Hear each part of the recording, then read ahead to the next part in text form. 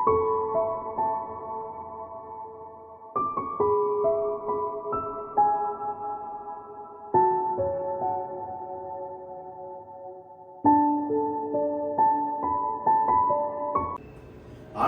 மீட்பெரும் அருமை ரட்சகருமாகிய கிறிஸ்தேசுவின் நாமத்தில் உங்களை வாழ்த்துகிறேன்.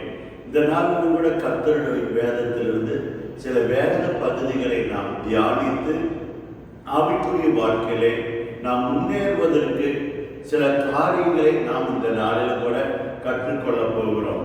கர்த்தர் நல்லவர், அவர் நன்மை செய்கிறவராக இருக்கிறார். நம்முடைய வாழ்வை நன்மை உள்ளதாக இருக்கும்படியாக நம்முடைய வாழ்க்கையிலே தேவனுடைய ஆலோசனைகளும் வழிநடத்தலும் இருக்கும்படியாக ஆண்டவர் நம் கையிலே பரிசுத்த வேதத்தை தந்திருக்கிறார். அதை நாம் அனைத்திலும் படிக்கும் போது தேவனுடைய ஆலோசனைகளை பெற்றுக் கொள்கிறோம்.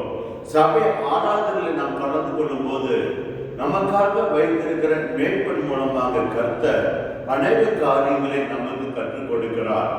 பிரியமானவர்களே, இந்த நாட்களில் கூட ஆவிக்குரிய வாழ்க்கையை முன்னேறுவதற்கு வேதத்தில் உள்ள ஆலோசனைகள் என்கிற தலைப்பில் நாம் சில காரியங்களை தியானிக்க போகிறோம்.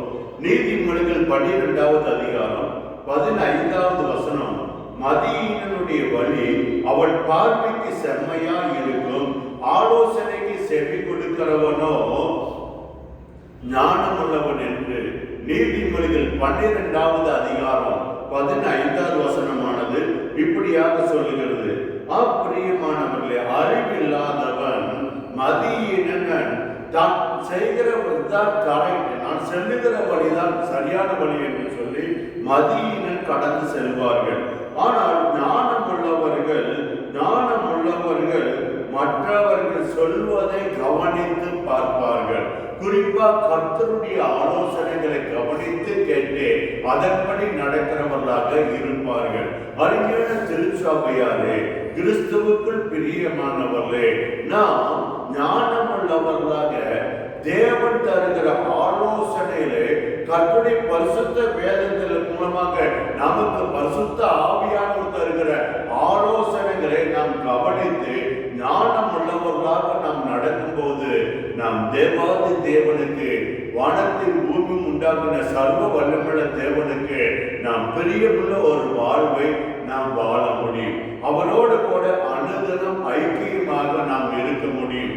தினமும் நாம் வேதத்தை படித்து தியானிக்கும் போதெல்லாம் ஆண்டவர் நம்மோடு கூட இடைப்படுகிறார். பரிசுத்த வேதத்திலிருந்து தேவ ஆவியானவர் அநேக ஆலோசனைகளை நமக்கு கற்றுக் கொடுக்கிறார். அநேக ஆலோசனைகளை அவர் வழங்குகிறார். அதற்கு நாம் கீழ்ப்படிந்திருக்கும் போது நம்முடைய வாழ்க்கை சிறப்பானதாக இருக்கும், ஆசீர்வாதமானதாக இருக்கும். ஒரு சாட்சியுள்ள வாழ்வு நாம் வாழ முடியும். நம் குடும்பத்திலே தேவன் தருகிற சமாதானம் மகிழ்ச்சியும் நிறைந்திருப்பதை நாம் அனுபவிக்க முடியும். பிரியமானவர்களே, நாம் ஆவிக்குரிய வாழ்க்கையிலே அனுதினமும் நாம் முன்னேறுகிறவர்களாக, நாம் வளர்கிறவர்களாக, வளர்ச்சி பெறுகிறவர்களாக இருப்பதற்கு நாம் என்ன செய்ய வேண்டும் என்று இன்றைக்கு இந்த செய்தியின் மூலமாக கர்த்தருடைய வேதத்திலிருந்து சில காரியங்களை தியானித்து ஜெபித்து நம்மை அதற்கு ஒப்பு கொடுக்க போகிறோம். பிரியமானவர்களே, மத்தேயு 6வது அதிகாரம் 33வது வசனத்தை நீங்கள் உங்கள் வேதத்திலே திருப்பிக் கொள்ளுங்கள். என்னோட கூட நீங்களும் உங்கள் வேதத்திலே நீங்கள் திருப்பிக் கொள்ளுங்கள். மத்தேயு 6வது அதிகாரம் 33வது வசனத்தை நீங்கள் திருப்பிக் கொள்ளுங்கள். முதலாவது, தேவனுடைய ராஜ்யத்தையும் அவருடைய நீதியையும் தேடுங்கள், அப்பொழுது இவைகள் எல்லாம் உங்களுக்கு கொடுக்கப்படும். ஆண்டவராகிய கிறிஸ்து இயேசு இந்த பூமியில இருந்த நாட்களிலே அவர் மூலமாக சொல்லப்பட்ட ஆலோசனை. முதலாவதாக நாம் நம்முடைய வாழ்க்கையிலே தேவனுக்கு முதலிடத்தை கொடுக்க வேண்டும். நம்முடைய வாழ்க்கையிலே ஒவ்வொரு நாளுமே முதலாவதாக தேவனுக்கு நாம் முதலிடத்தை கொடுக்க வேண்டும். தேவனுடைய ராஜ்யத்தை நாம் தேட வேண்டும். நாம் செய்ய வேண்டிய தேவன் விரும்புகிற செயல்களை நம்முடைய வாழ்விலே நாம் செய்ய வேண்டும். முதலாவது தேவனுடைய ராஜ்யத்தை தேடுங்கள் என்றால் என்ன? தேவன் நம்முடைய வாழ்க்கையில நாம் என்ன செய்ய வேண்டும் என்று அவர் விரும்புகிறாரோ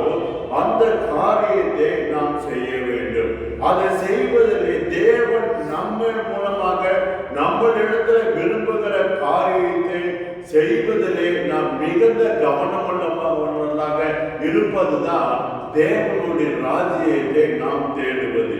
அடுத்தது பாருங்க, அப்போது தேவன் உங்களுடைய மற்ற எல்லா தேவைகளையும் சந்திப்பார். அப்ப பாருங்க, முதலாவது தேவனுடைய ராஜ்யத்தையும் அவருடைய நீதியும் தேடுகள், அப்பொழுது இவைகள் எல்லாம் உங்களுக்கு கூட கொடுக்கப்படும். அப்ப தேவன் நம்முடைய வாழ்க்கையில நாம் என்ன செய்ய வேண்டும் என்று எதிர்பார்க்கிறாரோ அதிலே நாம் விருப்பம் உள்ளவர்களாக இருந்து செய்யும் போது அவர் என்ன செய்கிறார் என்றால் நமக்கு தேவையான அத்தனை தேவைகளையுமே அவர் சந்திக்கிறவரா இருக்கிறார். ஒரு ஆமேன் சொல்லுவோமே. அப்ப ஒவ்வொரு நாளும் நம்முடைய வாழ்க்கையிலே தேவனுடைய ராஜ்யத்தை நாம் தேடுகிறவர்களாக இருக்க வேண்டும்.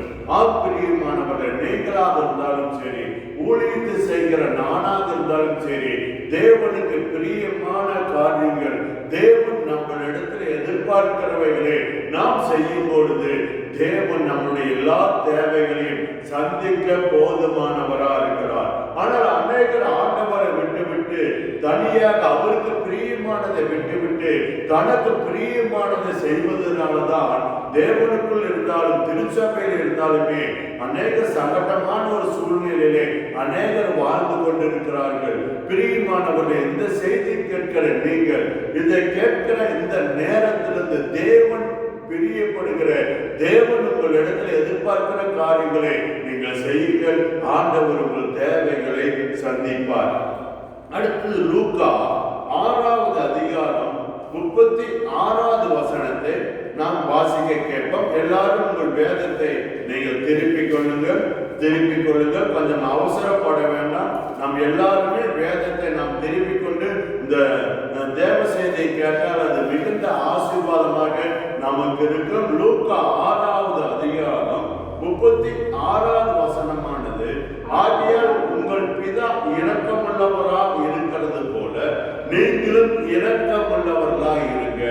வானத்தின் பூமியும் உண்டாக்கின சர்வ வல்லமையுள்ள தேவன், நம்முடைய பிதாவாகிய தேவன் நம் மேல் இரக்கம் உள்ளவராய் இருக்கிறார். மிகுந்த இரக்கமுள்ளவராக இருக்கிறார். ஆகவே அவர் இரக்கமுள்ளவராக இருக்கிறபடியினாலே நாமும் நம் மத்தியில் வாழ்கிற எல்லார் மத்தியிலும் நாம் மற்றவர்கள் மேல் இரக்கம் உள்ள ஒரு வாழ்க்கையை வாழ வேண்டும் என்று ஆண்டவராகிய கிறிஸ்து இயேசு இந்த பூமியில இருந்த நாட்களிலே நமக்கு அப்பொழுது கற்றுக் கொடுத்திருக்கிறார். பிரியமானவர்களே, ஆண்டவர் பாருங்க அன்புள்ளவர். அவர் இரக்கமுள்ள தேவனா இருக்கிறார்.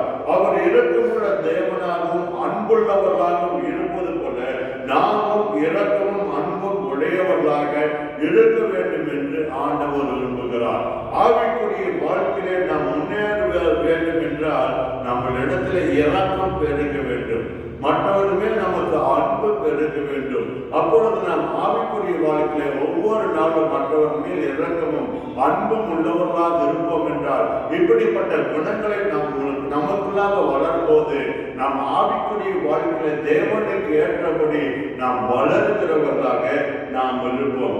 அடுத்தது 3வது காரியம், 1 தீமோத்தேயு 6வது அதிகாரம் 6வது வசனத்தை நாம் வாசிக்க கேட்போம். எல்லாருமே உங்களுடைய வேதத்தை நீங்கள் திருப்பிக் கொள்ளுங்கள். எல்லாருமே உங்கள் வேதத்தை நீங்கள் திருப்பிக் கொள்ளுங்கள். நான் சொல்லுகிற வசனத்தை நீங்கள் கவனித்து நீங்கள் பாருங்கள். அது உங்களுக்கு மிகுந்த ஆசீர்வாதமாக இருக்கும். 1 தீமோத்தேயு 6வது அதிகாரம் 6வது வசனம், போதும் என்கிற மனதுடனே கூடிய தேவ பக்தியை மிகுந்த ஆதாயம். இங்க பார்த்தீங்கன்னா அநேகர் எனக்கு அது வேண்டும் இது வேண்டும் என்று அநேகர் நாம் ஆண்டவரிடத்துல ஜெபம் பண்ணும்போது அநேக காரியங்களை நாம் கேட்கிறோம்.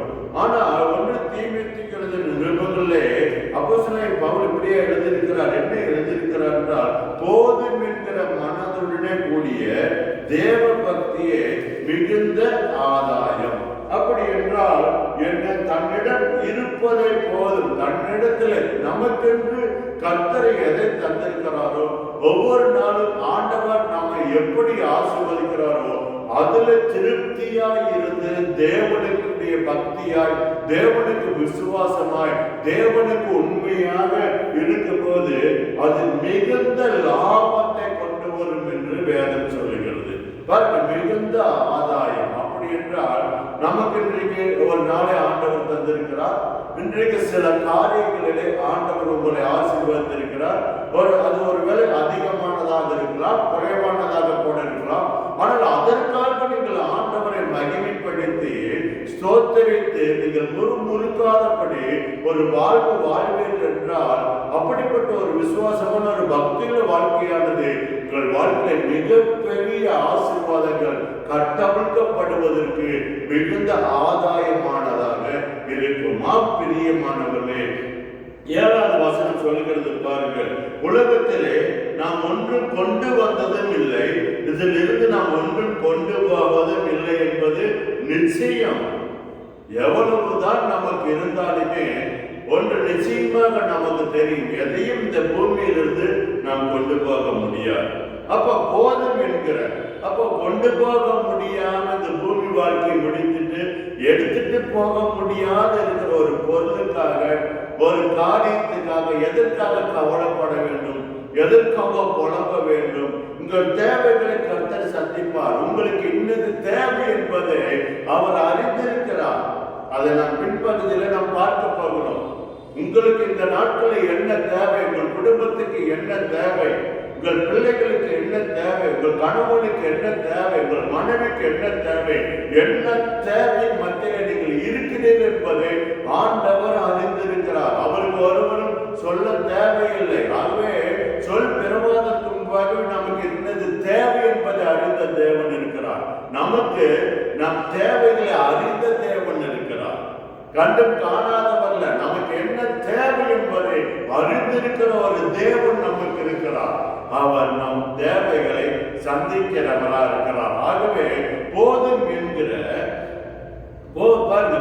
என்கிற மனதுடனே கூடிய தேவ பக்தியே மிகுந்த ஆதாயம் என்று சொல்லுவோம். அப்படி என்றால் நாம் இல்லாத ஒன்றுக்காக கவலைப்படாதபடி தேவன் ஆசீர்வாதத்திருக்கிற அந்த ஆசீர்வாதத்துல கர்த்தருக்கு மகிமை செலுத்தி ஸ்தோத்திரத்தோடு கூட அந்த வாழ்க்கையை நாம் அனுபவிக்கும் போது அது மிகுந்த ஆசீர்வாதங்களை கொண்டுவதற்கு வழிகளை உண்டாக்குவதாக இருக்கிறது. பிரியமானவர்களே, நீங்கள் ஒரு குறைந்த வருமானத்தில் இன்றைக்கு இருக்கலாம், அல்லது உங்களுடைய வருமானம் உங்கள் குடும்பத்துக்கு போதுமானதாக இல்லாமல் இருக்கலாம், அல்லது நீங்கள் ஏராளமான தேவைகள் மத்தியில் இருக்கலாம்.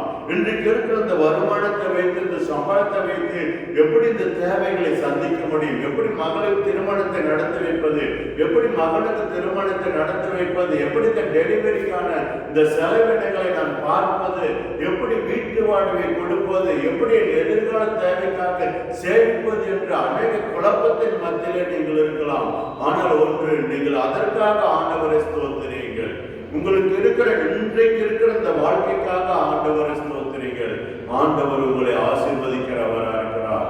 ஆண்டவர் உங்களை மிகுந்த ஆசீர்வாதங்களுடைய வாழ்க்கைக்கினராக அவர் கட்டவிழ்க்கிறவராக இருக்கிறார். உங்கள் தேவைகள் எல்லாம் சந்திக்கப்படும். உங்கள் முகம் வெட்கப்பட்டு போகாதபடி அதன் காலத்திலே நேர்த்தியாய் எல்லாவற்றையும் செய்கிற தேவன் எனக்கும் உங்களுக்கும் இருக்கிறார். அவர் உங்களை கைவிட மாட்டார். வேறொருவருக்கு முன்பாக போய் கை நீட்டி கெஞ்சுவதற்கு ஒரு நாளும் ஆண்டவர் உங்களை அனுமதிக்க மாட்டார். உங்கள் தேவைகளை அவர் சந்திப்பார். போதும் என்கிற மனதோடு அன்றைக்கு இருக்கிற உங்கள் வாழ்க்கையை நீங்கள் கவனியுங்கள். உங்கள் தொழிலை நீங்கள் கவனியுங்கள். உங்கள் வருமானத்தை கவனியுங்கள். அதற்காக ஆண்டவருடைய சமூகத்திலே அவரை துதியுங்கள், அவரை உயர்த்துங்கள், அவருக்கு மகிமை செலுத்துங்கள். தேவனுக்கு முன்பாக உண்மையாய் இருங்கள். அவர் உங்களை மிகுந்த ஆசீர்வாதத்தினராக நடத்தி செல்கிற தேவனாய் அவர் இருக்கிறார். ஆமென் சொல்லுவோமே, ஒரு அலேலுயா சொல்லுவோமே. கொலோசியர் 3வது அதிகாரம் 16வது வசனத்தை நீங்கள் அப்படி உங்கள் வேதத்திலே திருப்பிக் கொள்ளுங்கள். கொலோசியர் 3வது அதிகாரம் 16வது வசனத்தை நீங்கள் அப்படியே திருப்பிக் கொள்ளுங்களேன். உங்கள் வேதத்திலே நீங்கள் திருப்பிக் கொள்ளுங்கள். கொலோசியர் 3வது அதிகாரம் 16வது வசனம் பாருங்கள். கிறிஸ்துவின் வசனம் உங்களுக்குள்ளே சகல ஞானத்தோடு பரிபூரணமாக வாசமாய் இருப்பதாக சங்கீதங்களினாலும் கீர்த்தனைகளினாலும் ஞான பாட்டுகளினாலும் ஒருவருக்கொருவர் போதித்து புத்தி சொல்லிக் கொண்டு உங்கள் இருதயத்திலே கர்த்தரை பக்தியுடன் பாடி என்று சொல்லப்பட்டிருக்கிறது. ஆம், கிறிஸ்துவின் பிரியமானவர்களே, கிறிஸ்துவுடைய போதனை, வேதத்திலே ஆண்டவர் நமக்கு தருகிற போதனை தான் மிகுந்த செல்வமா, மிகுந்த ஆசீர்வாதமா. ஆகவே கிறிஸ்து வசனம் உங்களுக்குள்ளே சகல ஞானத்தோடும் பரிபூரணமாய் வாசமாய் இருப்பதாக. அப்ப தேவனுடைய வார்த்தையானது, வசனமானது நம் இருதயத்திலே மிகுந்த செல்வமாக இருப்பதாக. நமக்கு செல்வமே, வெளியேற பெற்ற செல்வம் தேவனுடைய வார்த்தை. பாருங்கள், அப்ப உங்களுக்கு சிறந்த செல்வமாய் இருப்பதாக. ஒருவருக்கொருவர் போதிக்கவும் பலப்படுத்தவும் உங்கள் முழு ஞானத்தையும் பயன்படுத்துங்கள். நாம் நம்முடைய அறிவை, நம்முடைய ஞானத்தை, கிறிஸ்துவுடைய வார்த்தையை மற்றவர்களுக்கு போதித்து அவர்களை பலப்படுத்த நாம் ஞானத்தை பயன்படுத்த வேண்டும் என்று வேதம் சொல்லுகிறது. பாருங்களேன், ஒருவருக்கு ஒருவர் போதித்து புத்தி சொல்லிக் கொண்டு உங்கள் இருதயத்திலே கர்த்தரை பயபக்தியுடனே பாடி என்று சொல்லி கொலோசியர் 3வது அதிகாரம் 16வது வசனம் சொல்லுகிறது. ஆகவே நாம் ஒருவருக்கு ஒருவர் போதிக்கவும், வேதத்தில் தேர்ந்தவர்கள், வேத வசனத்தில் தேர்ந்தவர்கள் நமக்கு சில காரியங்களை கற்றுக் கொடுக்கும் போது நாம் அதை கற்றுக்கொள்ள வேண்டும். நாங்களும் ஊழியம் செய்தாலும் அநேக இடங்களுக்கு நாம் சென்று தேவதாசன் மூலமாக வருகிற தேவனுடைய வசனத்தை நாங்கள் கேட்கிறோம், ஆலோசனைகளை கேட்கிறோம்.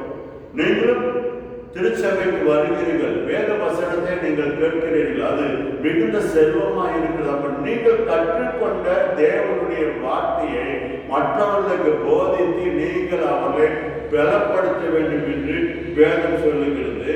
அடுத்து பாருங்க, நம்முடைய முழு ஞானத்தையுமே வேதத்தை தியானித்து வேத வசனத்தில் இருக்கிற காரியங்களை மற்றவர்களுக்கு கற்றுக் கொடுக்கவும் மற்றவர்களை பலப்படுத்தவும் நம்முடைய ஞானத்தை, முழு ஞானத்தை பயன்படுத்த வேண்டும் என்று வேதம் சொல்லுகிறது. அடுத்தது பாருங்க, உங்கள் இருதயங்களிலே தேவனுக்கு நன்றி செலுத்துங்கள், நன்றி செலுத்துங்கள். தேவனை குறித்து உங்கள் இருதயங்களில் சுரங்கம் நன்றி உணர்வோடு கூட அவரை துதித்து பாட்டு பாடி அவரை ஆராதிக்கணும்.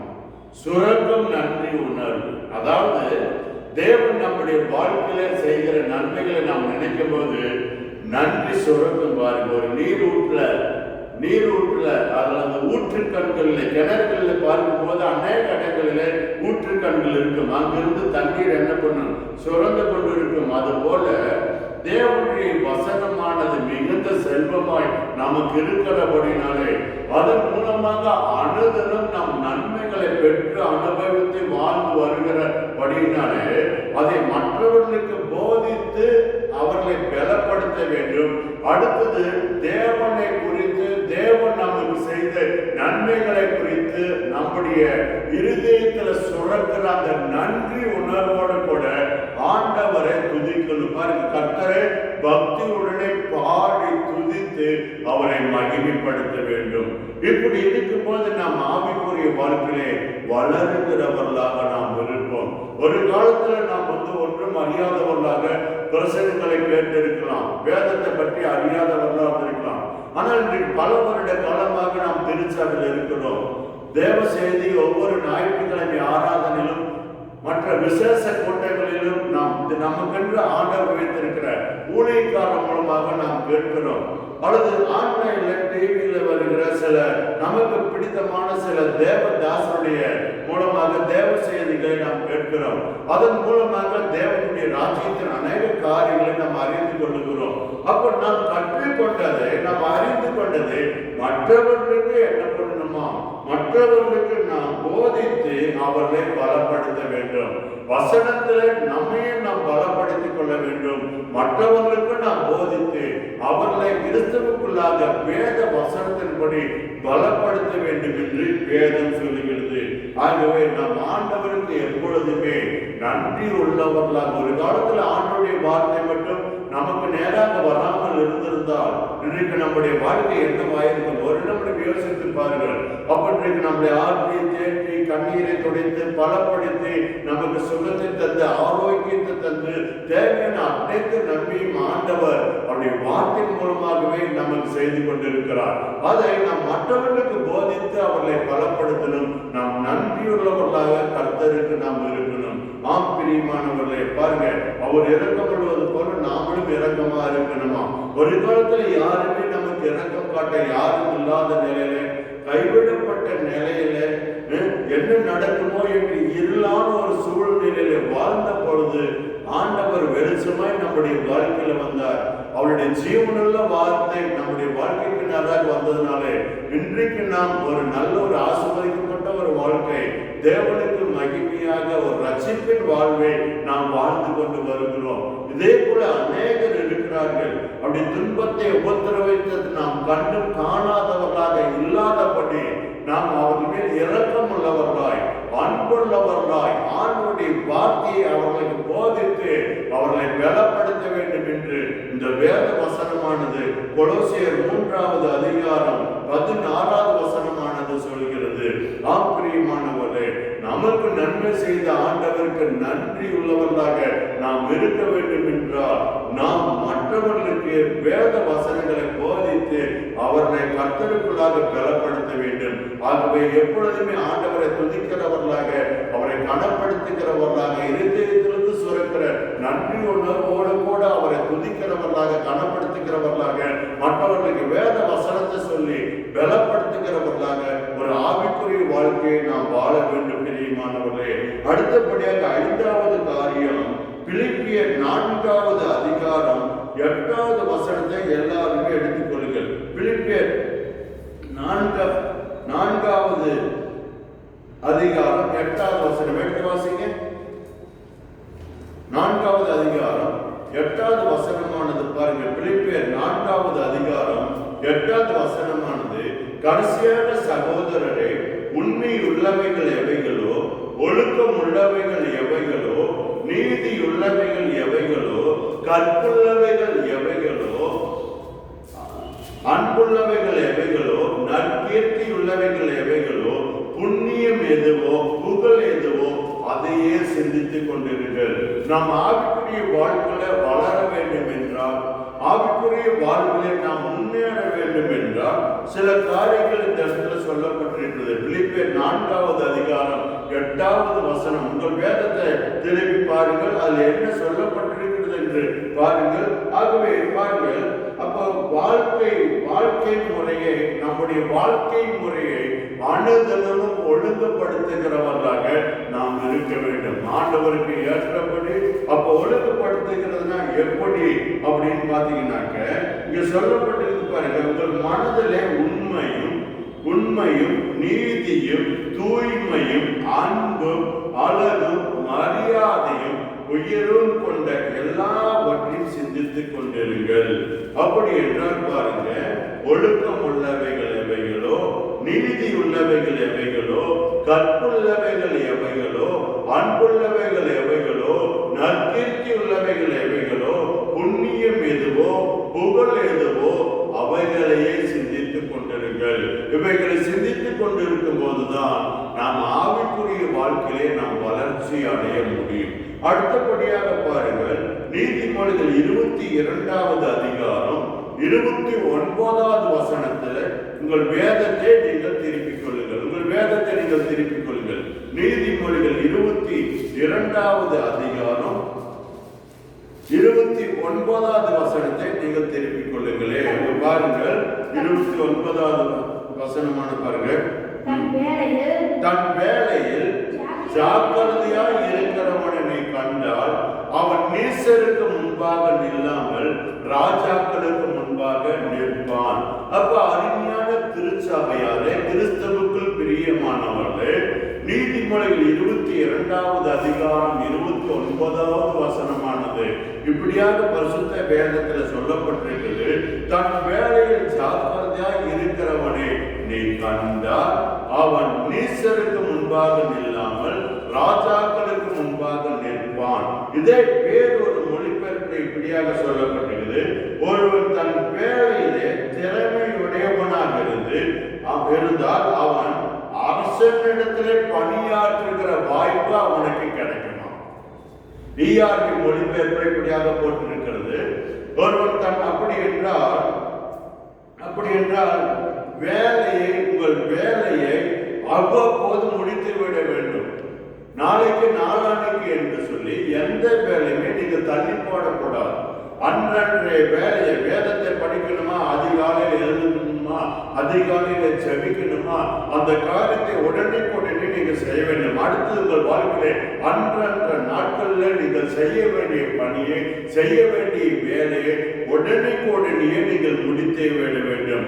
அப்படி முடிக்கிறவன் தான் ஒரு திறமையுள்ளவன் என்று சொல்லி அவர் ராஜாக்களிடத்தில் வேலை செய்வதற்கான தகுதியை பெறுவார் என்று ERV மொழிபெயர்ப்பில் இப்படியாக சொல்லப்பட்டிருக்கிறது.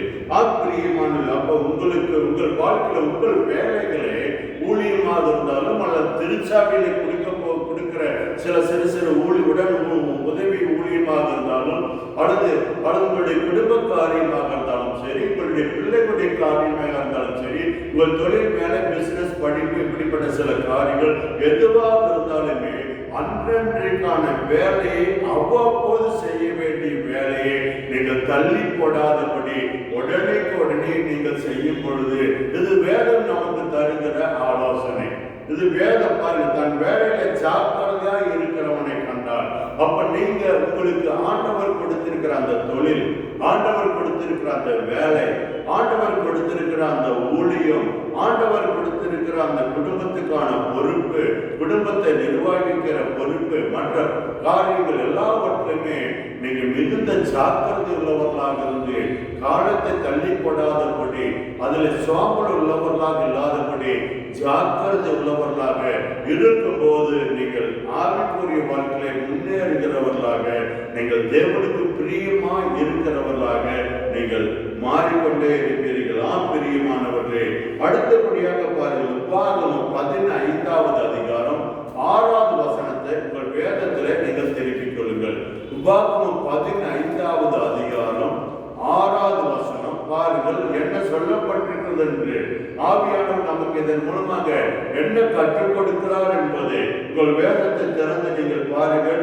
நான் அவசரமாக போகாதபடி நீங்களும் வேதத்தை திறந்து படிக்க வேண்டும் என்பதற்காகவே கொஞ்சம் பொறுமையாக போய்கொண்டிருக்கிறேன். பாருங்கள், உன் தேவனாகிய கர்த்தர் உனக்கு சொன்னபடி உன்னை ஆசீர்வதிப்பதனால். அப்ப அருமையான பிரியமானவர்களே, தேவனுக்கு பிரியமாய் தேவனுடைய ஆலோசனைகளுக்கு நாம் கீழ்ப்படிந்து நடக்கும் போது அவர் நமக்கு சொன்னபடியே அவர் ஆசீர்வதிக்கிறவராக இருக்கிறார். எல்லாவற்றையுமே தேவனை தேடும் போது நம்ம தேவைகள் எல்லாம் அவர் சந்திக்கிறவராக இருக்கிறார். தேவன் நம்மிடத்துல எதிர்பார்க்கிற காரியங்களை செய்து முடிப்பதில்லை. நாம் அதிக கவனம் செலுத்தும் போது மத்தேயு 6வது அதிகாரம் 33 நாம் பார்த்தபடி 33 பார்த்தபடி நம்முடைய தேவைகள் எல்லாவற்றையுமே கர்த்தர் சந்திக்கிறவராக இருக்கிறார். ஒருபோதும் அவர் நம்மை குறைவிலே வைத்திருக்க மாட்டார். நான் என்னுடைய வாழ்க்கையில் அறிந்திருக்கிறேன். ஆண்டவர் அறிந்து கிட்டத்தட்ட 15 வருடங்களுக்கு கிட்டத்தட்ட ஆனாலும் ஆரம்ப காலத்தில் எவ்வளோ வேதனைகள், எவ்வளோ பாடுகள், எவ்வளவோ அவமானங்கள், எவ்வளவோ நிந்தைகள், எவ்வளவோ கேளை கிண்டல், சாப்பாட்டுக்கு வழி இல்லாம ஒரு ட்ரெஸ் எடுக்க முடியாம, ஒரு வீட்டு வாடகை கொடுக்க முடியாம எவ்வளவோ கஷ்டங்களின் இடுக்கத்தின் வழியாக நாங்கள் கடந்து வந்திருக்கிறோம். ஆனால் ஆண்டவர் கைவிட்டது கிடையாது. வேதத்தை அறிந்து கொள்ள வேத வார்த்தைக்கு, அவருடைய ஆலோசனைகளுக்கு செவி கொடுக்க அவர் ஆச்சரியமாய் நடத்துகிற தேவனாய் இருக்கிறார். இதை உங்கள் வாழ்க்கையில் நீங்கள் அனுபவமாக அனுபவித்திருக்க முடியும். நீங்கள் சாட்சி பகிர்ந்திருக்கிறீர்கள். அநேக வேலைகளிலே ஆண்டவர் உங்களுக்கு செய்த நன்மைகளை குறித்து நீங்கள் சாட்சி பகிர்ந்திருக்கிறீர்கள். ஒவ்வொரு வருடமும் உங்களுடைய திருச்சபையிலே, நம்முடைய திருச்சபையிலே வாக்குத்தத்தங்களை நாம் தியானிக்கிறோம். ஒவ்வொரு மாதமும் வாக்குத்தத்தத்தை நாம் தியானிக்கிறோம். ஆனால் அந்த வாக்குத்தத்தத்தை தியானிக்கிற அந்த வாக்குத்தத்தத்தின்படி, தேவனுடைய வார்த்தையின்படி, தேவன் சொன்னபடி உங்களை ஆசீர்வதித்து வருகிறார். அதற்கு நம்முடைய திருச்சபையில் நீங்கள் அநேகர் சாட்சியாக இருக்கிறீர்கள். இந்த வருடத்திலும் கூட இந்த கொரோனா மூலமாக லாக்டவுன் வந்தாலும் ஏராளமான தொழில்கள் முடங்கி போயிருந்தாலும் நீங்கள் அநேகர் என்னிடத்துல சொன்ன ஒரு காரியம், லாக்டவுன் ஒன்று வந்த மாதிரியே எங்களுக்கு தெரியல, எங்கள் வாழ்க்கை எப்பொழுதும் போல கர்த்தர் ஆசீர்வதிக்கப்பட்டிருக்கிறோம் என்று அநேகர் நீங்கள் சாட்சி பகிர்ந்திருக்கிறீர்கள். இதற்காக நான் கர்த்தரை மகிமைப்படுத்துகிறேன். ஏனென்றால் உங்கள் வாழ்க்கையை பராமரித்து பாதுகாத்து உங்கள் தேவைகள் எல்லாம் சந்தித்தவர் சர்வ வல்லமுள்ள தேவனாகிய கர்த்தர். அவர் யெகோவா ஈரே, எல்லாவற்றையுமே அவர் பார்த்து கொள்ளுகிற தேவனா இருக்கிறார். நீங்கள் பசியில இருப்பதையோ பட்டினியில இருப்பதையோ ஒரு நாளும் அவர் விரும்பாத தேவன். மற்றவர்கள் முன்பாக நீங்கள் அவமானப்படுவதையோ நீங்கள் தலை குனிந்து நிற்பதையோ அவர் விரும்பாத தேவன். ஆகவே அவர் நம் வாழ்க்கையிலே நம்மளிடத்தில் எதிர்பார்க்கிற காரியங்களை நாம் செய்வதிலே முழு கவனம் செலுத்தி அதில் நாம் அக்கறை உள்ளவர்களாக இருந்து அப்படி இருப்போம் என்றால் ஆண்டவர் எல்லா தேவைகளையுமே சந்திக்கிறவராக இருக்கிறார். அடுத்து பாருங்கள், தேவனாய கர்த்தர் உனக்கு சொன்னபடி உன்னை ஆசீர்வதிப்பதனால் நீ அநேக ஜாதிகளுக்கு கடன் கொடுப்பாய். ஆண்டவருடைய ஆசீர்வாதம் என்ன பண்ணும் ஒருவருடைய வாழ்க்கை என்றால் மற்றவர்களுக்கு உதவி செய்ய வைக்கும், மற்றவர்களுக்கு கடன் கொடுக்க வைக்கும். நமக்கு முன்பாக ஒருவர் ஏதோ ஒரு பிரச்சனை ஒரு தேவையில் இருக்கும்போது அவர் கேட்காமையே தானாக போய் அவருடைய தேவைகளுக்கு என்னவோ அதை செய்ய வைக்கும். இது தேவ பிள்ளைகளுக்கு இருக்கிற குணம்.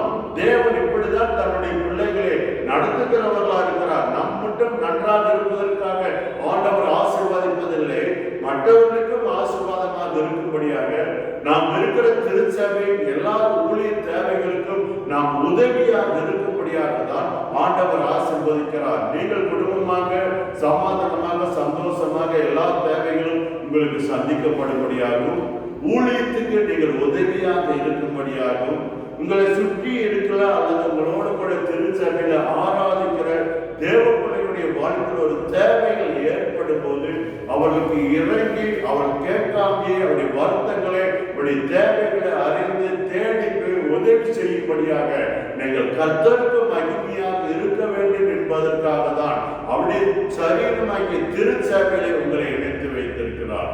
நீங்கள் கர்த்தருடைய சபையாகிய அவருடைய சரீரத்தில் இணைக்கப்பட்டு இருக்கிறீர்கள். ஆகவே நீங்கள் ஆசீர்வாதமாக தான் இருப்பீர்கள். உங்கள் தேவைகள் எல்லாம் சந்திக்கப்படும். நீங்கள் தேவனுடைய திருச்சபைக்கு முழுவதுமாக அந்த ஊழியத்தில் நீங்கள் பங்குள்ளவர்களாக, ஊழியத்தின் தேவைகளுக்கு நீங்கள் உதாரணமாக உதவி செய்கிறவர்களாக, திருச்சபையில் உங்கள் அருகிலே அந்த திருச்சபையில் தேவையோடு கூட இருக்கிற மக்களுக்கு உதவி செய்யும்படியாக அல்லது நீங்கள் இருக்கிற பகுதியில் இருக்கிற ஜனங்களுக்கு உதவி செய்யும்படியாக தான் கர்த்தர் உங்களை ஆசீர்வதிக்கிறார்.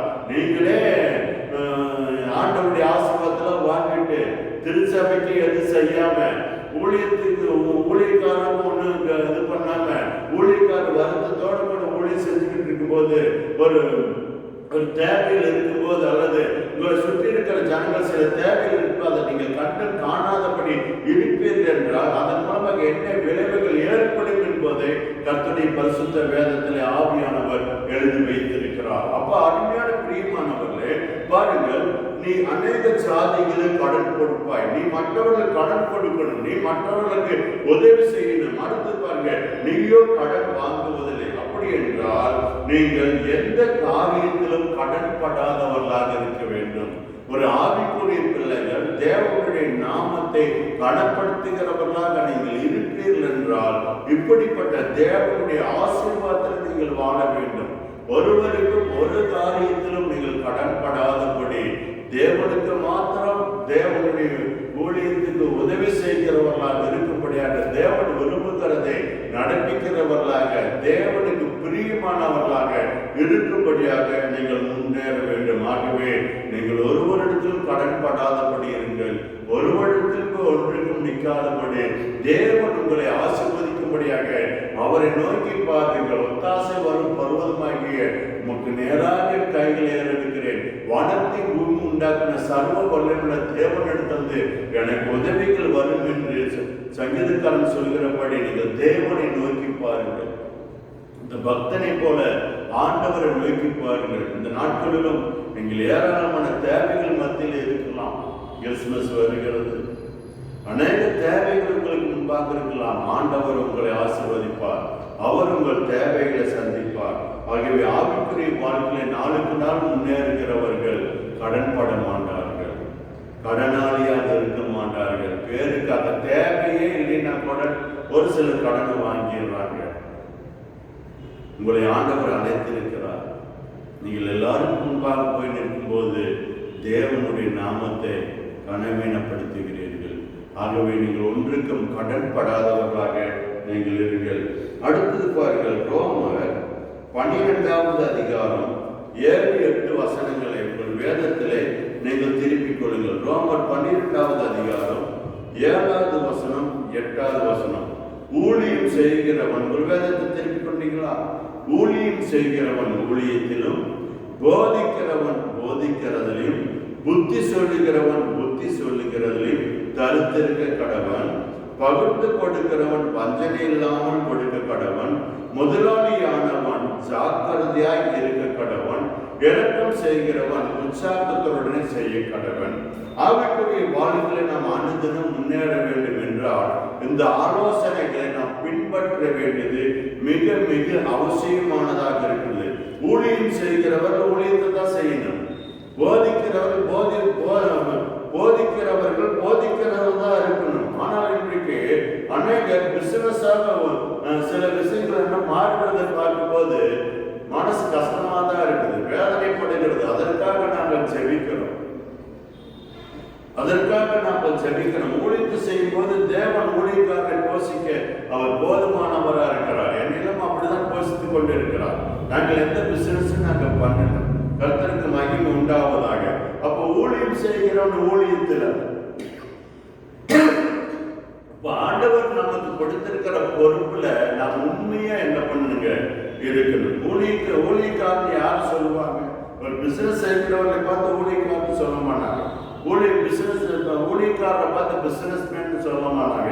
அப்ப பாருங்க, ஊழியம் செய்கிறவர்கள் ஊழியத்திலும் போதிக்கிறவர்கள் போதிக்கிறதிலும், புத்தி சொல்லுகிறவர்கள் புத்தி சொல்லுகிறதிலும் தருத்திருக்க கடவன். பகிர்ந்து கொடுக்கிறவன் வஞ்சனை இல்லாமல் கொடுக்க கடவன். முதலாளியாக இருக்கிறவன் ஜாக்கிரதையாக இருக்க கடவன். இரக்கம் செய்கிறவன் உற்சாகத்துடன் செய்ய கடவன்.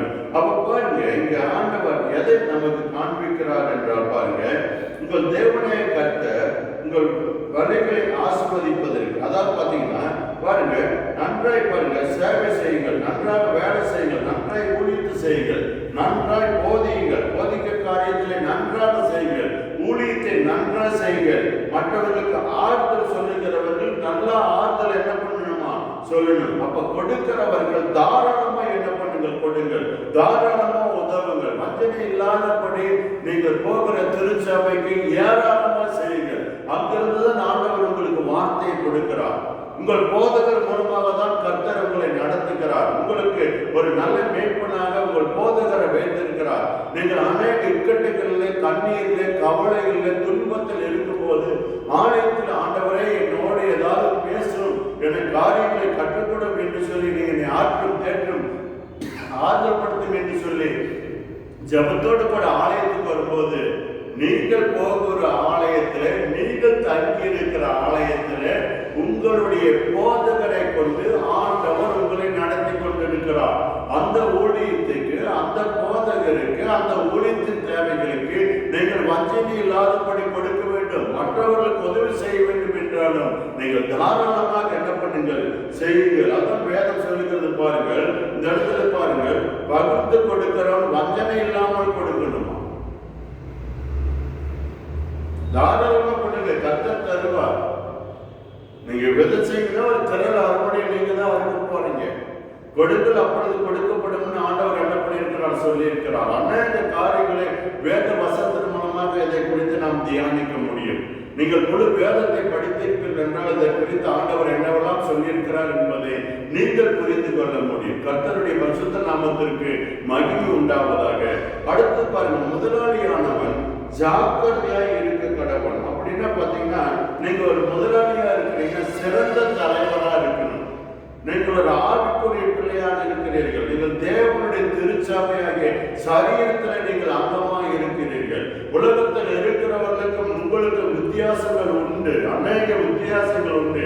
அவர்களுக்கு வேதம் தெரியாது, அவர்களுக்கு சபை ஆராதனைனா என்னன்னு தெரியாது, வேத தியானம்னா என்னன்னு தெரியாது, அபிஷேகம்னா என்னன்னு தெரியாது.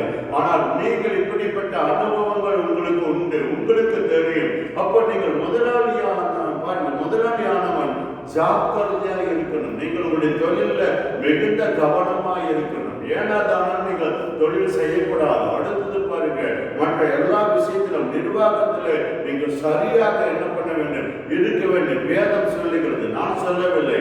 ரோமர் 12வது அதிகாரம் 7-8 வசனத்தை நீங்கள் தியானித்து பாருங்கள். நீங்கள் பாருங்கள், உங்கள் வேதத்திலே நீங்கள் தெரிந்து பாருங்கள். அப்ப மற்றவர்களுக்கு நீங்கள் என்ன பண்ணணும், இரக்கம் காட்டணும். நானா இருந்தாலும் நீங்களா இருந்தாலும் மற்றவர்களுக்கு இரக்கம் காட்ட வேண்டும். அடுத்தது பாருங்க, மகிழ்ச்சியோடு கூட உற்சாகத்தோட பாருங்க, இரக்கம் செய்கிறவன் உற்சாகத்தோடு செய்ய கடவுள். யாராவது ஒரு தேவை மத்தியில உங்களோட கூட திருச்சாமி இல்லாத உங்கள் வீட்டுக்கு பக்கத்தில் இருப்பாங்கன்னா நீங்க இரக்கம் செய்யுங்க. அவர்களுக்கு அந்த நேரத்தில் அந்த சூழ்நிலையில என்ன தேவையோ அதை நீங்க உற்சாகத்தோடு செய்யுங்க. ஒருவேளை ஒரு சாப்பாட்டு கஷ்டப்படுற குடும்பம் இருக்கலாம், அல்லது குழந்தைங்களுக்கு ஃபீஸ் கட்ட முடியாம ஒரு கஷ்டப்படுற குடும்பம் இருக்கலாம், அல்லது ஏதோ ஒரு தேவையில் ஒரு அவசர தேவையில் ஒரு மருத்துவ தேவைகள் கூட சிலர் இருக்கலாம். அவர்களுக்கு ஆண்டோடைய அன்பை நீங்கள் வெளிப்படுத்துங்கள், ஆண்டோடைய சமாதானத்தை நீங்கள் வெளிப்படுத்துங்கள். நீங்கள் ஆண்டோடைய பிள்ளை என்பதற்கு எப்படி நாம் ஆண்டோடைய பிள்ளை என்று சொல்லிக்கொண்டால் ஆண்டோடைய பிள்ளை ஆக முடியாது. தேவனுடைய குணம் நமக்கு இருக்க வேண்டும். தேவனுடைய குணத்தினாலே நாம் நடத்தப்பட வேண்டும்.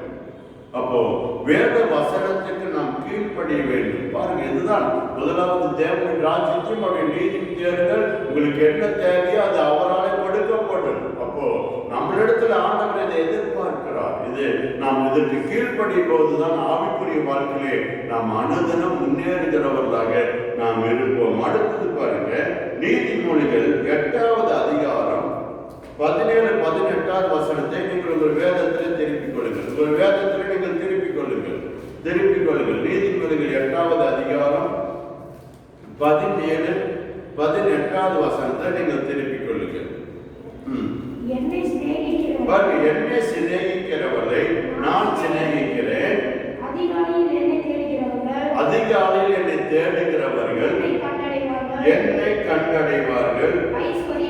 ஐஸ்வர்யமும் கனமும் நிலையான பொருளும் நீதியும் என்னிடத்திலே உண்டு. அப்போ ஞானமாகிய தேவனை நாம் அனுதினம் அதிகாலையிலே நாம் தேட வேண்டும். பாருங்க, என்னை நேசிக்கிற ஜனங்கள் பாருங்க, ஞானமாகிய நான் நேசிக்கிறேன். வேறொரு மொழிபெயர்ப்பு போட்டிருக்குது, அதை அப்படியே படிக்கிறேன் கேளுங்கள். என்னை நேசிக்கிற ஜனங்களை ஞானமாகி நான் நேசிக்கிறேன். என்னை கண்டுகொள்ள கடுமையாய் முயற்சி செய்கிறவர்கள் என்னை காண்பார்கள். ஞானம் யாரு? சர்வ ஞானி அவர், தேவாதி தேவன், சர்வ வல்லவர், ஆண்டவராகிய கிறிஸ்து இயேசுவை அதிகாலையில் தேட வேண்டும். என்றால் விடுத்ததுக்கு அப்புறமாக அந்த நாள் முழுவதும் நாம் அநேக வேலைகளை செய்கிறோம். தொழில் செய்யலாம், படிக்கலாம், பிசினஸ் செய்யலாம், அல்லது இன்னொரு இடத்துல வேலைக்கு போகலாம், அல்லது ஊழியத்தை செய்யலாம். எல்லாத்துக்குமே நமக்கு ஆண்டோடைய சப்போர்ட் வேணும். ஆண்டோடைய வழிநடத்தல் நமக்கு கண்டிப்பா வேணும், கட்டாயமா வேணும். அதுவே அவர் சொல்லுகிறார் பாரு, என்னை நேசிக்கிறவர்களே ஞானமாகிய நான் நேசிக்கிறேன். ஆண்டவர் என்ன பண்ணுகிறாரு? நம்மை நேசிக்கிறார். என்னை கண்டுகொள்ள கடுமையாய் முயற்சி செய்கிறவர்கள் என்னை கண்டுகொள்வார்கள். அடுத்து பாருங்க, ஞானமாகி என்னால் கொடுப்பதற்கு செல்வமும் மதிப்பும் உள்ளன. நான் உண்மையாய் செல்வத்தை வெற்றியை தருவேன். ஆண்டவர் தருகிறது உண்மையான ஆசீர்வாதம். அவர் உண்மையாய் அவர் செல்வத்தை வெற்றி தருகிறவராக இருக்கிறார். அடுத்து பாருங்க, மதிப்புள்ளவர்களாக மேன்மை உள்ளவர்களாக ஆண்டவர் நம்மை உயர்த்துகிறவராக இருக்கிறார். நம்முடைய வாழ்க்கையில் வாழுகிற நாட்கள்ல ஒரு மேன்மையான ஒரு வாழ்க்கை, ஒரு உயர்ந்த ஒரு வாழ்க்கை, தாவீது வர விருத்தி அடைந்து மகா பிரியவனான என்று சொல்லப்பட்டிருக்கிறபடி அப்படிப்பட்ட ஒரு வாழ்வு நமக்கு இருக்க வேண்டும் என்றால் நாம் அதிகாலையிலே ஆண்டவரை தேடுகிறவர்களாக இருக்க வேண்டும். அவருடைய சத்தத்தை கேட்கிறவர்களாக இருக்க வேண்டும். அவருடைய சமூகத்தில் போய் அவரோடு கூட நாம் ஐக்கியமாகிறவர்களாக நாம் இருக்க வேண்டும். ஆனால் அநேகர் எனக்கு தெரிந்து நான் கேள்விப்பட்டபடி அநேகர் இதற்கு நேரமில்லை என்று சொல்லுகிறார்கள். ஆனால் அவருடைய வாழ்க்கை பார்க்கும்போது மிகுந்த பரிதாபமான ஒரு வாழ்க்கை.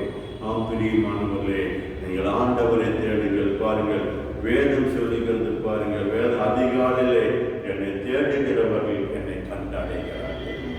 ஆண்டவரை நீங்கள் தேடுவதற்கு அனுதினம் அதிகாலையில் நீங்கள் முயற்சி பண்ணுவீர்கள் என்றால் அவரை நீங்கள் உங்கள் வாழ்விலை கண்டடைய முடியும். ஐஸ்வர்யமும் கனமும் நிலையான பொருளும் நீதியும் அவரிடத்தில் இருக்கிறது. உங்களுக்கு தேவையான ஐஸ்வர்யம், உங்களுக்கு தேவையான கனம், உயர்வு, நிலையான பொருள், நிரந்தரமான நன்மைகள், நீடிய வாழ்வு ஆண்டவர் வைத்திருக்கிறார். அவரை தேடும் போது இப்படிப்பட்ட வாழ்வை நீங்கள் அனுபவிக்க முடியும். அடுத்தபடியாக பாருங்கள், அடுத்தபடியாக லூக்கா 22வது அதிகாரம் 41வது வசனத்தை நாம் வாசிக்க கேட்போம். லூக்கா 22வது அதிகாரம் 41வது வசனம். உங்கள் வேதத்தை நீங்கள் திருப்பிக் கொள்ளுங்கள். 22:41வது வசனம்.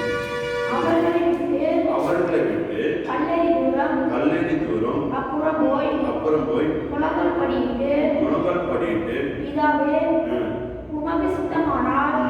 பாருங்கள், இந்த இடத்துல 40வது வசனம் சொல்லுது, அவ்விடத்தில் சேர்ந்த பொழுது அவர் அவர்களை நோக்கி, அப்படின்னா ஒலிவு மலையில இயேசு ஒலிவு மலையில அந்த இடத்துல சேர்ந்த பொழுது அவர்கள் நோக்கி கூட இருந்த சிஸ்டரை நோக்கி அவர் சொல்லுகிறார், நீங்கள் சோதனைக்கு உட்படாதபடிக்கு ஜெபம் பண்ணுங்கள். பிரியமானவர்களே, பாருங்க, முழங்காலிலே நாம் முன்னேறுகிறவர்களாக இருக்க வேண்டும்.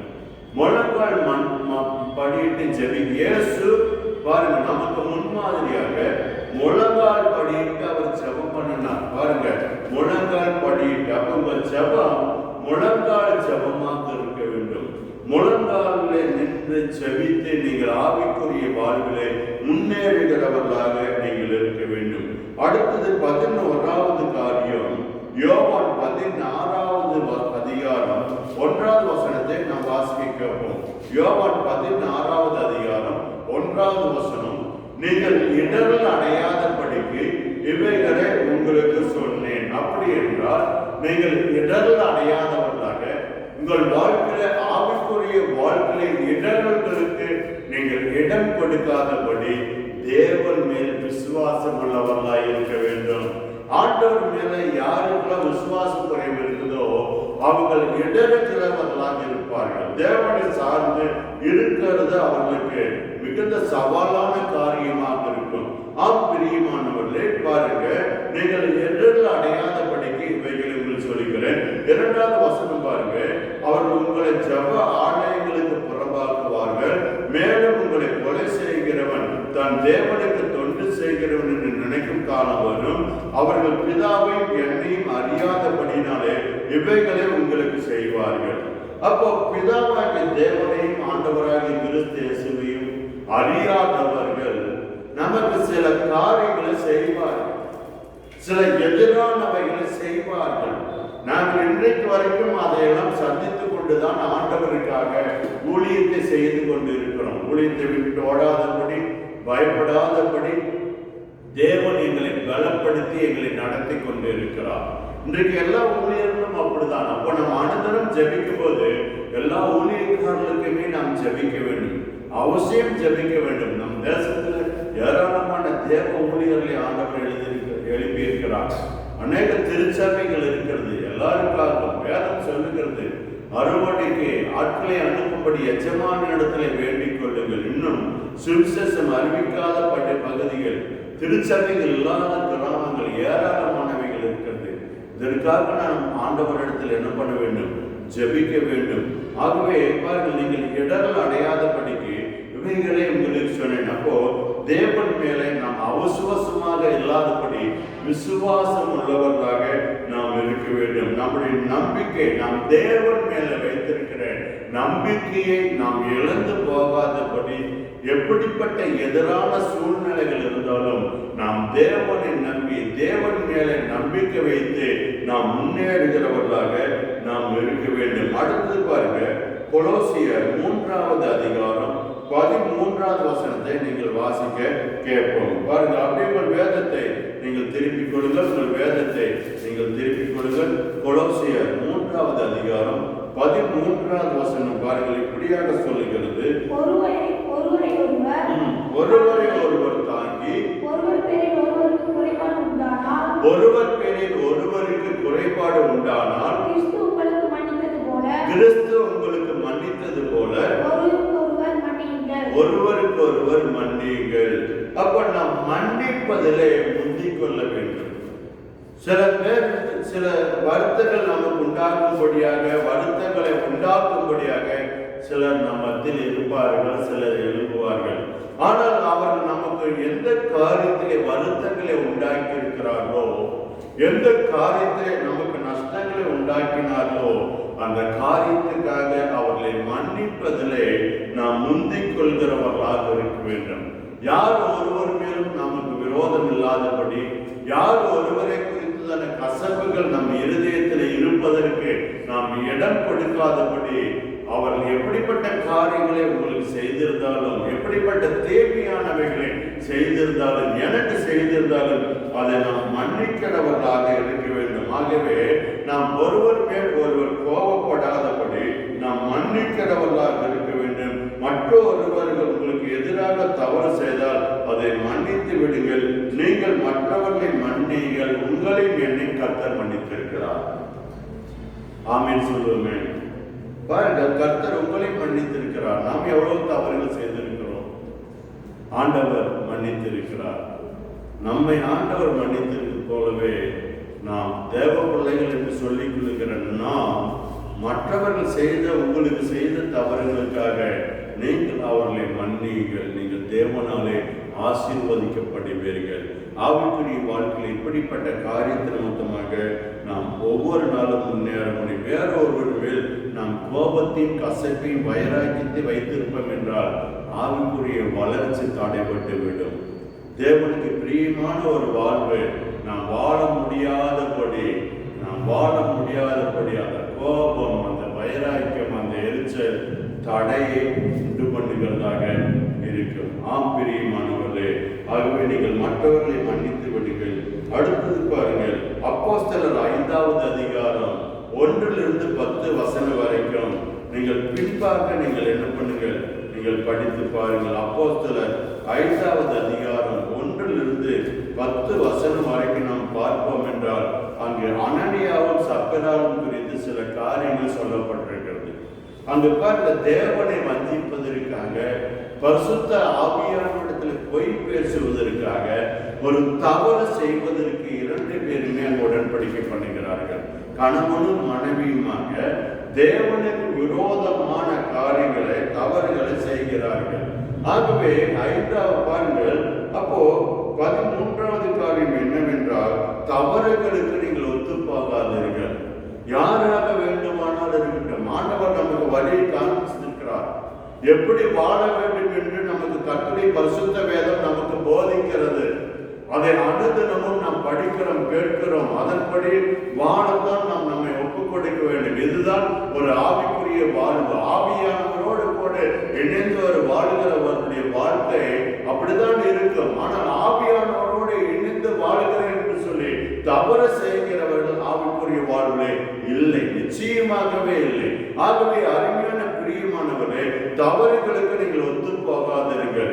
திருடுவதற்கு, மற்றவர்கள் செய்கிற தவறுகளுக்கு நீங்கள் உடன்படாதபடி நீங்கள் தேவன் பக்கமாக நின்று நீங்கள் தேவன் நடத்துகிற வழியிலே நீங்கள் நடப்பீர்கள் என்றால் ஆவிக்குரிய வாழ்க்கையிலே ஒவ்வொரு நாளும் நீங்கள் முன்னேறுகிறவர்களாக இருப்பீர்கள். ஆமென் சொல்லுவோமே, ஒரு அல்லேலூயா சொல்லுவோமே, ஒரு அல்லேலூயா சொல்லுவோமே. பாருங்க, அதில் 2வது வசனம் பாருங்க, தன் மனைவி அறிய அவன் கிரயத்தில் ஒரு பங்கை வஞ்சித்து வைத்தான். அப்படின்னா மனைவிக்கு முன்னாடியே ஆண்டவருக்கென்று கொடுக்க தீர்மானித்ததை இவர்கள் வஞ்சித்து வைக்கிறார்கள். இதற்கு மனைவியும் உதவி செய்கிறார்கள். அப்போ கணவன் தவறு செய்வதற்கு மனைவி உடந்தையாக இருக்கிறார்கள். இன்றைக்கு உங்கள் வீட்டில் இந்த மாதிரி இருப்பீர்கள் என்றால் நீங்கள் தேவனை வஞ்சிக்கிறவர்களாக இருக்கிறீர்கள். தன் மனைவி அறிய அவன் கிரயத்தில் ஒரு பங்கை வஞ்சித்து வைத்து ஒரு பங்கை கொண்டு வந்து அப்போஸ்தலருடைய பாதத்திலே வைத்தான். 2-3 வசனம் மட்டும் நான் படிக்கிறேன் பாருங்கள். பேதுரு அவனை நோக்கி, அனனியாவே, நிலத்தின் கிரயத்தில் 1/4 வஞ்சித்து வைத்து பரிசுத்த ஆவியினாலே, பாருங்க, பரிசுத்த ஆவியினிடத்திலே பொய் சொல்லும்படியாக பரிசுத்த ஆவியினிடத்திலே பொய் சொல்லும்படியாக, இந்த இடத்திலே பாருங்கள், சாத்தான் உங்கள் இருதயத்தை நிரப்பினது என்ன? அப்போஸ்தலரோடு இருக்கிறாங்க, தேவனாலே தெரிந்து கொள்ளப்பட்டவர்களோடு இருக்கிறாங்க. ஆனா இருதயம் சாத்தானால நிரப்பப்பட்ட இருதயமாய் இருக்கிறது. அதனால்தான் கணவன் செய்கிற தவறுகளுக்கு மனைவி உடந்தையாகிறாங்க. இது நிமித்தமாக இருவருமே இறந்து போயிடுறாங்க. ஆகவே நீங்கள் தவறுகளுக்கு இடம் கொடுக்காதீர்கள். தப்பு செய்கிறவர்களுக்கு துணை போகாமல் இருப்பீர்கள் என்றால் நீங்கள் நாளுக்கு நாள் ஆவிக்குரிய வாழ்க்கையிலே முன்னேறுகிறவர்களாக நீங்கள் இருக்கிறீர்கள். ஆண் பிரியமானவர்களே, நீங்கள் தீய செயல்களை செய்ய நீங்கள் ஒருவருக்கும் ஒருபோதும் உடன்படாதீர்கள். நீங்கள் தேவ பிள்ளை, அவர் பரிசுத்தமானவர், அவர் நீதியின் தேவன், அவரிடத்தில் அநியாயமும் அக்கிரமும் இல்லை. அவர் பரிசுத்த தெய்வம். நான் பரிசுத்த தேவனை ஆராதிக்கிறேன்னா இப்படிப்பட்ட செயல்களை செய்கிற யாருக்கு, உங்கள் வீட்டில் இருக்கிற யாரா இருந்தாலும் சரி, நீங்கள் தவறுகளுக்கு ஒத்து போகாதீர்கள். பாருங்க, கணவன் செய்கிற தவறுக்கு மனைவி ஒத்து போனாங்க. நடந்த விஷயம் 2 பேருமே மரித்து போய்விட்டார்கள். ஒரு மரணம், ஒரு துக்கம், தேவனை வஞ்சித்தது நிமித்தமாக. தேவனுக்கு உண்டாக நீங்கள் உண்மையாளர்கள், ஆண்டவர் உங்களை ஆசீர்வாதத்தை பெருக பண்ணுவார், கொடபடியாய் பெருக பண்ணுவார். அநேக ஜாதிகளுக்கு கடன் கொடுக்கும்படியாக வைப்பார். ஆண்டவருக்காக கொடுத்து ஏழைகளோ தருத்தரோ ஆன மாதிரி யாரையும் என் வாழ்க்கையில் நான் பார்த்ததில்லை, என்னுடைய அனுபவத்தில் பார்த்ததில்லை. வேதத்திலும் ஏராளமான தேவ மனிதனுடைய வாழ்க்கை நமக்கு சாட்சியாக இருக்கிறது. ஆகவே நாம் எப்படி வாழ வேண்டும் என்று தேவன் அநேக விஷயங்களை பரிசுத்த வேதத்திலே நம்ம கற்றுத்தருகிறார். எப்படி வாழக்கூடாது என்று கற்றுக் கொடுக்கிறார். அடுத்தது மத்தேயு 6வது அதிகாரம் 34வது வசனத்தை நாம் வாசிக்க கேட்போம். மத்தேயு 6வது அதிகாரம் 34வது வசனத்தை நீங்கள் எடுத்துக்கொள்ளுங்கள். உங்கள் வேதத்தை திருப்பிக் கொள்ளுங்கள். கவலைப்படாதீர்கள், நாளைய தினம் தன்னுடையவைகளுக்காக கவலைப்படும், அந்தந்த நாளுக்கு அதினதை பாடுபோடும். பாருங்க, இந்த இடத்துல கர்த்தருடைய வேதம் சொல்லுகிறது பாருங்க, நாளைக்காக கவலைப்படாதீர்கள். எதற்காக கவலையே படாதீங்க, கர்த்தர் பார்த்துக்குவார். வேதம் சொல்லுகிறது. நீங்கள் பாருங்க 33 பாருங்க, முதல்ல தேவனுடைய ராஜ்யத்தை தேடுங்கள், அவருடைய நீதியை தேடுங்கள், நீதியை தேடுங்கள், அப்பொழுதுவைகள் எல்லாம் உங்களுக்கு கொடுக்கப்படும். உங்களுக்கு என்ன தேவை எல்லாவற்றையுமே ஆண்டவர் சந்திப்பார். ஆண்டவர் உங்களிடத்தில் எதிர்பார்க்கிற காரியங்களை செய்வதிலே நீங்கள் முழு ஜாக்கிரதையோடு கூட காரியங்களை நடப்பீர்கள். கர்த்தர் உங்களை ஆசீர்வதிப்பார். ஆம் பிரியமானவர்களே, கர்த்தருடைய பரிசுத்த வேதத்தின் மூலமாக தேவ ஆவியான தருகிற ஆலோசனைகளுக்கு நாம் இடம் கொடுக்க வேண்டும். தேவனுக்கு முதலிடம் கொடுக்க வேண்டும். இரக்கமுள்ளவராக இருக்க வேண்டும். இருப்பதில் திருப்தியாக இருக்க வேண்டும். நன்றியுள்ளவர்களாக இருக்க வேண்டும். வாழ்க்கை முறையை ஒழுங்குபடுத்த வேண்டும். வேலையை அவ்வப்போது, அந்தந்த வேலையை அவ்வப்போது செய்து முடித்து விட வேண்டும். எந்த காலத்திலும் கடன்படாதபடி இருங்கள். அடுத்தது பாருங்கள், உங்கள் ஸ்தானத்தை நீங்கள் தெரிந்து கொள்ள வேண்டும். அதிகாலையிலே ஆண்டவரை தேடுங்கள். முழங்காலில் நின்று செபிப்பதிலே நீங்கள் முன்னேறுங்கள். விசுவாசம் உள்ளவர்களாக இருங்கள். மன்னிப்பதற்கு முந்திக் கொள்ளுங்கள். தவறுகளுக்கு ஒத்து போகாமல் நாளைய தினத்திற்காக கவலைப்படாதீர்கள். பரிசுத்த பர்வதத்திலிருந்து எல்லாம் பார்த்து கொள்ளப்படும். ஆமென். அப்படியே செபிப்போம். அப்படியே கண்களை மூடி செபிப்போம். ஆண்டவரே, துதிக்கிறோம், சொத்திருக்கிறோம். தேவகுமாராகிய கிறிஸ்தேசுவே, அன்பு பரிசுத்த ஆவியானவரே, திருத்தமுள்ள தேவனை தேற்றவாளரே, நீர் தந்த நேரத்துக்காக, அந்த நாளுக்காக உமக்கு நாங்கள் நன்றி செலுத்துகிறோம். ஆண்டவரே, உடைய பரிசுத்த வேதத்தின் அநேக ஆலோசனைகளை நீர் எங்களுக்கு தந்தீங்கப்பா. எங்களை முக்கியமாக உங்களுடைய ஆலோசனைகளுக்கு, உங்களுடைய வசனத்திற்கு எங்களை ஒப்பு கொடுக்கிறோம் அப்பா. நீர் எங்களுக்கு கட்டுப்படுத்த காரியங்கள் நல்ல நிலத்தில் விழுந்த விதை போல 30 60 100 ஆயிரங்களாக எங்கள் வாழ்க்கையை பெருகுவதாக. ஆண்டவரே, நாங்கள் தேவனை உமக்கு முதலிடம் கொடுக்கிறவர்களாக, இரக்கமுள்ளவர்களாக இருக்கும்படியாக, இருப்பதில் திருப்தி உள்ளவர்களாக இருக்கும்படியாக, எப்பொழுதுமே உமக்கு நன்றி உள்ளவர்களாக இருக்கும்படியாக ஆண்டவரே, எங்கள் வாழ்க்கையை நாங்கள் ஆராய்ந்து பார்த்து எங்களை நாங்கள் சரிப்படுத்திக் கொள்கிறவர்களாக ஆண்டவரே, அந்தந்த வேலையை அவ்வப்போது செய்து முடிக்கிறவர்களாக, எந்த காரியத்திலுமே நாங்கள் கடன் படாதவர்களாக ஆண்டவரே, நீர் எங்களை வைத்திருக்கிற ஸ்தானத்தை நாங்கள் அறிந்து அதற்கேற்றபடி நாங்கள் செயல்பட ஆண்டவரே, அதிகாலையில் உண்மை தேட முழங்காலில் நின்று ஜெபிக்க உண்மையிலே நாங்கள் நம்பிக்கையுள்ளவர்களாக விசுவாசம் உள்ளவர்களாக இருக்கும்படியாக, மன்னிப்பதற்கு நாங்கள் முந்திக் கொள்ளும்படியாக ஆண்டவரே, தவறுகளுக்கு ஒத்து போகாதபடி நாங்களும் தவறு செய்யாதவர்களாக, மற்றவர்கள் செய்கிற தவறுகளுக்கும் நாங்கள் ஒத்து போகாதவர்களாக, நாளைய தினத்தை குறித்து நாங்கள் கவலைப்படாதபடி இருக்கும்படியாக தேவனே, எங்களை முழுமையாய் உம்முடைய கரத்தில் ஒப்புக் கொடுக்கிறோம். இந்த செய்தியை கேட்ட ஒவ்வொருவரும் உம்முடைய கரத்தில் தருகிறோம். கர்த்தர் ஆசீர்வதிங்கப்பா. நல்ல சுகத்தை, ஆரோக்கியத்தை, பலனை கொடுங்க. கற்பத்தின் கனியை ஆசீர்வதிங்க ஆண்டவரே. குழந்தைக்காக எதிர்பார்த்திருக்கிறவர்களை சந்தோஷமான வெள்ளத்தாட்சியை மாற்றும் ஆண்டவரே. உம்முடைய கரம் அவர் மேல் படட்டும் அப்பா.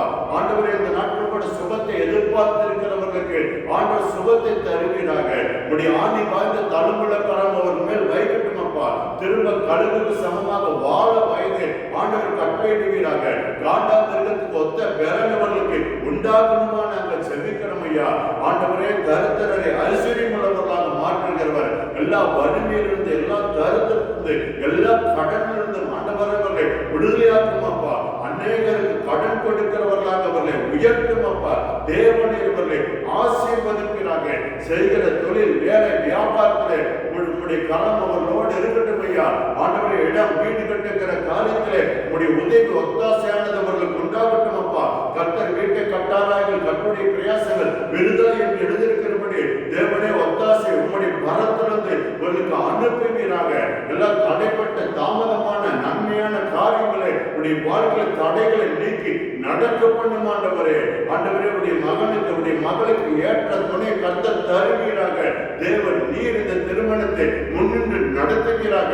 எல்லா திருமண தேவைகளை அவர்களுக்கு நீர் சந்திப்பீராக. ஆண்டவரே, உடைய விளைநிலங்களை ஆசீர்வதி, மிருக ஜீவன்களை ஆசீர்வதி. இந்த குடும்பத்தில் சமாதானம், சந்தோஷம், நித்திய மகிழ்ச்சி நிறைவாக இருக்கட்டும் அப்பா. ஆண்டவரே, உடைய குடும்பங்களில் ரட்சிக்கப்படாதவர்களை ஆண்டவர் ரட்சித்து சபையை கொண்டு வந்து சேர்ப்பீராக. நான் என் வீட்டார் கர்த்தரை சேவிப்போம் என்று எழுதியிருக்கிறபடி கர்த்தாவே, உடைய வீட்டில் யார் யார் ரட்சிக்கப்படாதபடி இருக்கிறார்களோ அவர்கள் மேல் உடைய ரட்சிப்பின் வல்லமை இறங்கட்டும் அப்பா. ஆண்டவரே, ஸ்தோத்திரிக்கிறோம். நீர் அவர் செய்வதற்காக நன்றி. எல்லா கடனிலிருந்து ஆண்டவரை விடுதலையாக்குவீராக. ஆண்டவரை, அடங்களை வைத்திருக்கிற ஆண்டவரை வீட்டு பத்திரங்கள், நகைகளை மீட்க என் ஆண்டவர் அவர்களுக்கு உதவி செய்வீராக. அற்புதங்களை செய்வீராக. செய்கிற ஊழியர்களை கர்த்தர் ஆசீர்வதிப்பீராக. மந்தை பெருகிறது போல மனிதர்களை பெருக பண்ணுவீராக. ஆண்டவரே, வானத்தின் நட்சத்திரங்களை போல ஆத்துமாக்களை பெருக பண்ணுவீராக.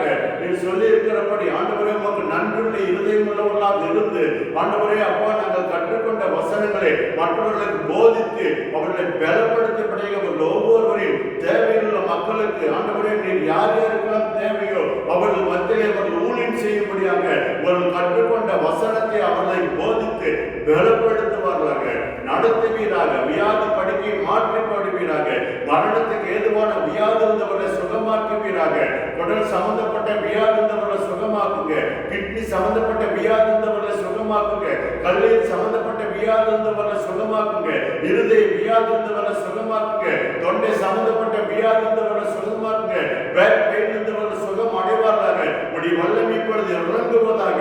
ஆண்டவரை, பிரிந்திருக்கிற கணவன் மனைவிக்குள் அன்பு, ஐக்கியத்தை ஊற்றுமையா ஆண்டவர் நீர் மனசனால் கூடாதான், தேவனால் கூடும், தேவனால் கூடாது ஒன்றுமில்லை அப்பா. தேவனை போல எல்லாம் கூடும். இது செய்ய நினைத்து அடைபடாதப்பா. பிரிந்திருக்கிற கணவன் மனைவி நாம மகிமைக்காக சேர்ந்து வாழ்வார்களாக. இருவருக்குள்ளும் ஒருவரை குறித்துதான் ஒரு அன்பை ஆண்டவர் சுரக்க பண்ணுவீராக. சேர்ந்து வாழ்கிற விருப்பத்தை ஆண்டவர் உண்டாக்குவீராக. நீ பிள்ளைகள் ஆசீர்வதிங்க, படிப்பை ஆசீர்வதிங்க. படித்துவிட்டு ஆண்டவரை வேலைக்காக எதிர்பார்த்திருக்கிற பிள்ளைகளுக்கு நல்ல சம்பாத்தியத்தில் நல்ல வேலை கிடைக்க ஆண்டவர் கிருபை பாராட்டுங்க. அதற்கு ஏற்ற வழியிலே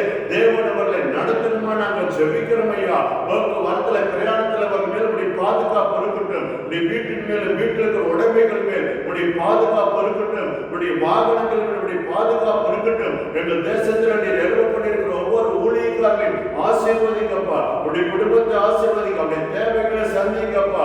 ஊழியத்தை கொடுத்து உதவுகிற மக்களை ஒவ்வொருவருக்கும் திரள் திரளாய் கர்த்தரை எழுத பண்ணுவீராக. திருச்சபைக்கு சொந்த இடத்தை தாரும், சொந்த கட்டடங்களை தருவீராக ஆண்டவரே. ஒவ்வொரு திருச்சபையில் தேவ பிள்ளைகளை ஆசீர்வதிங்க. ஆவிக்குரிய வாழ்வை ஆசீர்வதிங்க. பொருளாதாரத்தை ஆசீர்வதிங்க ஆண்டவரே. ஸ்தோத்திரிக்கிறோம் ஐயா. ஜெப சேனையை, துதி சேனையை, ஊழியம் செய்கிறவர்களை கர்த்தரை எழும்ப பண்ணுவீராக ஆண்டவரே. தேவனுடைய பாதுகாப்பிற்காக இருக்கட்டும் அப்பா. ஆண்டவரே, இந்திய தேசத்தை ரட்சிங்கப்பா. 138 கோடி ஜனங்களை ரட்சிங்க. 7 லட்சம் கிராமங்களில் நம்முடைய பாதத்தை எழுந்தருள பண்ணும். 70% விவசாய குடும்பங்களை கர்த்தர் ரட்சிங்க. விளைநிலங்களை கர்த்தர் ஆசீர்வதிங்க. மிகுதியான தானியங்களை விளைவிக்க பண்ணுங்க ஆண்டவரே. இந்த நாளில் கூட ஆண்டவரே, அவருடைய எல்லா இக்கட்டுகளிலிருந்து கர்த்தர் அவர்களை விடுதலாக்குவீராக. நீர் அவர்களுக்கு உதவி செய்வீராக அப்பா. நீர் அவர்களுக்கு உதவி செய்வீராக ஆண்டவரே. எங்கள் தேசத்தில் இருக்கிற ஒவ்வொரு விவசாய குடும்பங்களையும் ஆண்டவர் ஆசீர்வதிங்கப்பா. ஆசீர்வாதமாக இருப்பார்களாக.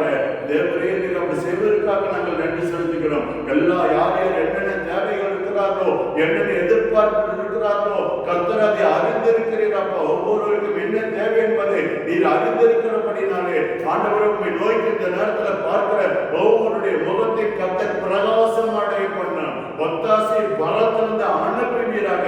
இயற்கைக்கு அப்பாற்பட்ட அற்புதங்களை, அடையாளங்களை ஆண்டவருடைய வாழ்க்கையில் நடப்பிக்கணுமா நாங்கள் செல்லுகிறோம். தேவரே, நீர் அப்படி செய்வதற்காக நன்றி செலுத்துகிறோம். இயேசு கிறிஸ்துவின் நாமத்தில் பிதாவே, ஆமென். அருமையான கிறிஸ்துவுக்கு பிரியமானவர்களே, இந்த தேவ செய்தியானது உங்களுக்கு மிகுந்த ஆசீர்வாதமாக இருக்கும் என்று கிறிஸ்துவுக்குள்ளாக நான் விசுவாசிக்கிறேன். இதை மற்றவர்களுக்கு நீங்கள் அறிமுகப்படுத்தி விடுங்கள். இந்த ஊழியத்துக்காக நீங்கள் ஜெபித்துக் கொள்ளுங்கள். ஒருவேளை இந்த ஊழியத்திற்கு உதவி செய்ய நீங்கள் விரும்பினால் இதற்கு அப்புறமாக வருகிற வங்கி கணக்கில் உங்கள் உதார்த்தமான காணிக்கைகளை அனுப்பலாம். கர்த்தர் உங்களையும் உங்கள் குடும்பத்தையும் ஆசீர்வதிப்பாராக. நீங்கள் ஆசீர்வாதம்